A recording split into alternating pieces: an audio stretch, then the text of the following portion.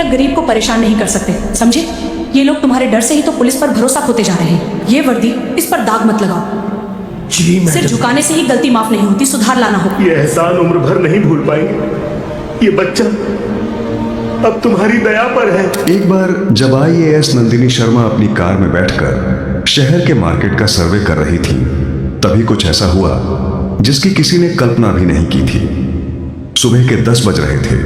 बाजार की एक तंग गली में सूरज अपने बेटे राहुल के साथ सब्जियों का ठेला लगा रहा था। धूप बहुत तेज थी। सूरज के चेहरे से पसीना टपक रहा था।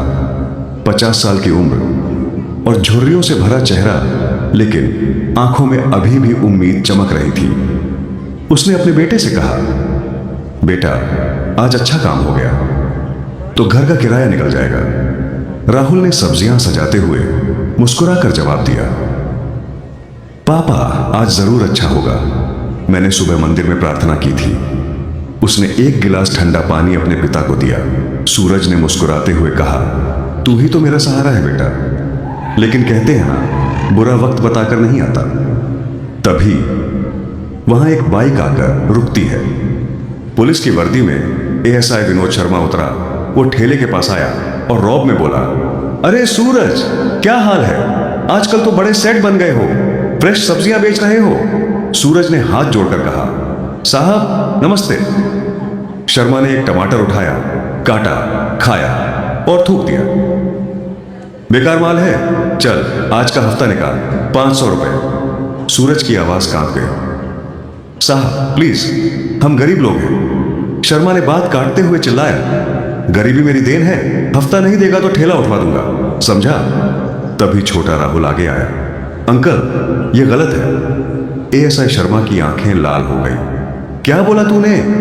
और अगले ही पल एक जोरदार थप्पड़ राहुल के गाल पर पड़ा। बच्चा जमीन पर गिर पड़ा, थोड़ी से खून बहने लगा। राहुल! सूरज चीख पड़ा और बेटे को गोद में उठा लिया। पूरी गली में सन्नाटा था।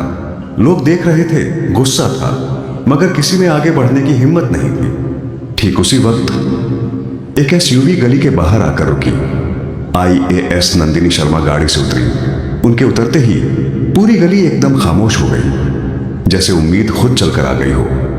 नंदिनी की नजर सीधे जमीन पर पड़ी। खून से सना राहुल और कांपते हुए सूरज। नंदिनी तुरंत राहुल के पास बैठी और अपने रूमाल से खून साफ किया। बेटा किसने मारा? राहुल ने कांपते हुए उंगली उठाई, सीधे शर्मा की तरफ। नंदिनी खड़ी हुई और सीधे ASI शर्मा की आंखों में देखा। शर्मा घबराया, अरे मैडम आप, मैं तो बस। नंदिनी ने हाथ उठाकर उसे चुप करा दिया। तुमने एक नाबालिग पर हाथ उठाया, एक गरीब से जबरन पैसे छीने और ऊपर से झूठ। शर्मा हकलाने लगा, मैडम आपको गलतफहमी हुई है। नंदिनी ने उसकी जेब की तरफ इशारा किया। गलतफहमी नहीं, सबूत तुम्हारी जेब में ठूसे नोट बता रहे हैं। अब बोलो कौन झूठा है? शर्मा का चेहरा पीला पड़ गया। नंदिनी भीड़ की तरफ मुड़ी और कड़क आवाज में बोली, मैं डिस्ट्रिक्ट मजिस्ट्रेट नंदिनी शर्मा हूं और मैं वादा करती हूं इस शहर में कोई भी अधिकारी किसी गरीब को परेशान नहीं कर सकता। वर्दी अधिकार नहीं, जिम्मेदारी है, और अगर सिस्टम गंदा है तो सफाई भी हम ही करेंगे। ASI विनोद शर्मा को तुरंत सस्पेंड करके हिरासत में ले लिया गया। जाते जाते नंदिनी ने राहुल के सिर पर हाथ रखा और कहा, बेटा आज तुमने जो हिम्मत दिखाई वो बड़े बड़े लोग नहीं दिखा पाते। याद रखना, सच हमेशा जीतता है। सच ही कहा है। एक सच्चा अधिकारी सिस्टम नहीं बदलता, बल्कि समाज की सोच बदल देता है। तो दोस्तों, कैसी लगी आपको यह कहानी, और इस कहानी के किस पात्र ने आपको सबसे ज्यादा मोटिवेट किया?